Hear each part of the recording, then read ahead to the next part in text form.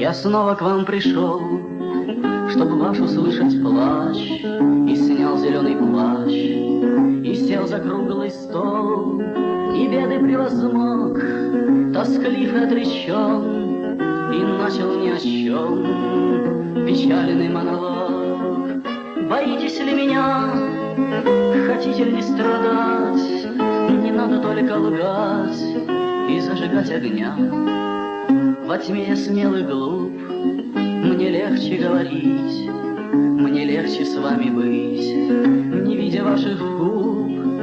Я очарованный, во тьме таю я боль, поскольку я король, не коронованный.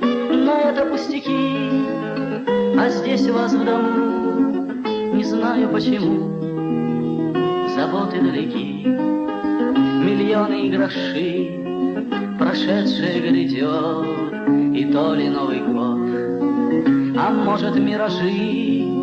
Не здешний облик ваш, для вас я создаю, для вас я воспою скрипящий экипаж, чудные фонари, безудержную тень, и опоздавших 3, и подоспевших 7. Я всему гудящую хочу цветы бросать, я мир хочу объять, и вас молчащую вы видите, как свет на окнах чародей, и вы видите людей, знакомых нам и нет.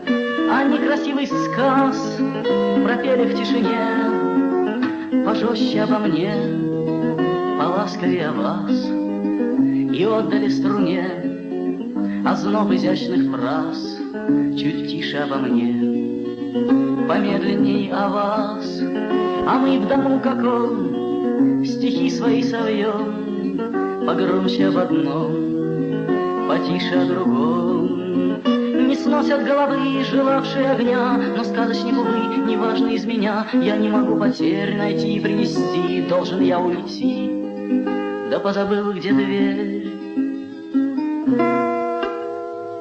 Но кто же вы такой, о, собеседник мой, какой своей тоской вы свергли мой покой, внесли вы сны мои, держа их на весу в 12 часу в чудесном забытии. Не то чтобы зима, не то чтобы скорблю, не то чтобы люблю, но мир сошел с ума, а вы недобрый час. Не бойтесь повторить, не бойтесь говорить, я слушаю не вас.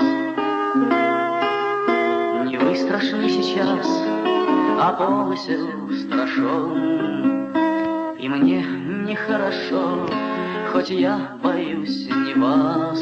Наверно, подарю себя хмельным словам, но только я не вам все это говорю.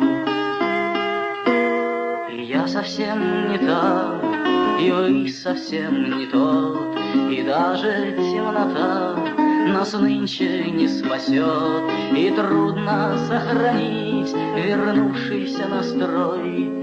Но, собеседник мой, не надо уходить.